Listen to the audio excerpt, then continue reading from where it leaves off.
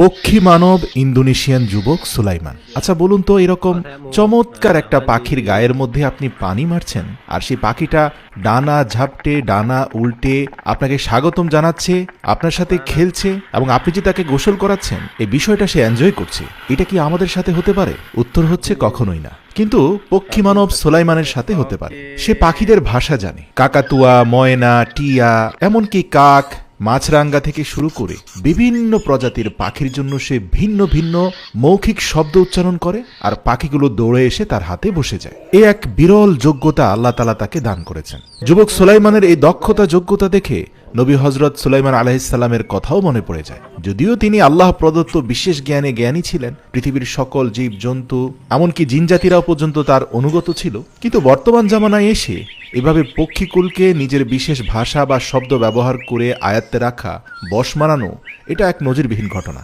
আপনি সত্যি অভিভূত হবেন ইন্দোনেশিয়াতে তার গ্রামে গেলে। পুরো গ্রামব্যাপী অসংখ্য পাখিদের মিলন মেলা। এই সকল পাখি কিন্তু একজন বিশেষ ব্যক্তির সাথে বন্ধুত্ব করেছে বলে এই গ্রামে প্রতিনিয়ত আনাগোনা করে, আর সেই বিশেষ ব্যক্তিটির নাম হচ্ছে সুলাইমান। তার বাড়ির আঙ্গিনায় ছোট ছোট প্লাস্টিকের পাত্রে অসংখ্য পানি আছে, যেখানে ভিন্ন ভিন্ন প্রজাতির পাখিরা এসে গোসল করে। সে বিভিন্ন পাকা পেঁপে ভেঙে রেখে দেয় যাতে পাখিরা এসে পেঁপে খেতে পারে। এছাড়াও বিভিন্ন ধরনের পোকামাকড় নিয়েও ছোট ছোট পাখিদেরকে একটি দুটি করে পোকামাকড় দেয়। আবার সেই পোকামাকড় খাওয়ার লোভে সুলাইমানের কাছে ফিরে আসে। আর পাখিদেরকে ডাকার জন্য সে ভিন্ন ভিন্ন যে শব্দগুলো মুখে করে, এগুলো শুনতে একই রকম মনে হতে পারে, কিন্তু এগুলোর মধ্যে সূক্ষ্ম তারতম্য আছে। সে জানে কোন পাখিটা কোন ভাষা বোঝে।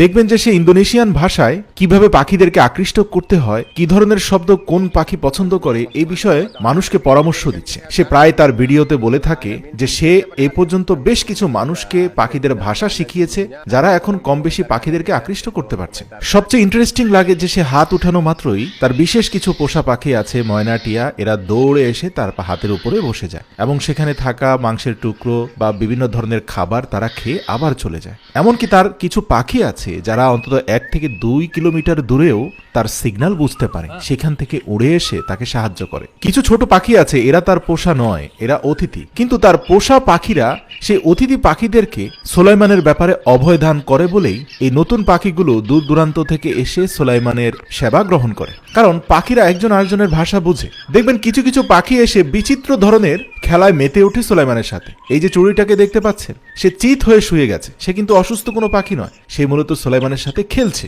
এরকম আন্তরিকতা এবং ভালোবাসা সুলাইমান দেখাতে পারে বলেই তার সাথে পাখিদের এতটা সখ্যতা, এতটা আন্তরিকতা। দেখুন, এই পাখিটা তার ডানার উপর থেকে নির্ভরশীলতা হারিয়ে পুরোপুরি সুলাইমানের উপর নির্ভরশীল হয়ে গেছে। সুলাইমানের আঙ্গুলের ইশারায় সে নাচছে, দুলছে, গাইছে। জেনে অবাক হবেন যে সুলাইমান এক বিশেষ ধরনের পোকা চাষ করে। এই পোকাগুলো হচ্ছে তার অধিকাংশ পাখিরই প্রিয় খাদ্য, আর সে এই পোকাগুলো দিয়ে পাখিদের মন রক্ষা করছে, যার কারণে বছরের পর বছর ধরে পাখিরাও তাকে ছেড়ে যাচ্ছে না। প্রতিদিনই কয়েকশো মানুষ সুলাইমানের গ্রামে এসে জমা হয় তার পাখিদের সাথে সখ্যতা, আন্তরিকতা, কথোপকথনের এই সকল মনোমুগ্ধকর দৃশ্য দেখতে। মানুষ দেখে অভিভূত হয় যে পাখিরা তার কথায় গোসল করছে, নাচছে, গাইছে, তার হাতের উপরে বসছে, তার দেওয়া খাবার খাইছে, যা সত্যি অসাধারণ। মানুষ এবং পাখির মধ্যে এতটা আন্তরিকতা, এতটা সৌহার্দ্য থাকতে পারে, তা যুবক সুলাইমানকে না দেখলে আপনি হয়তো বিশ্বাসই করতে পারতেন না।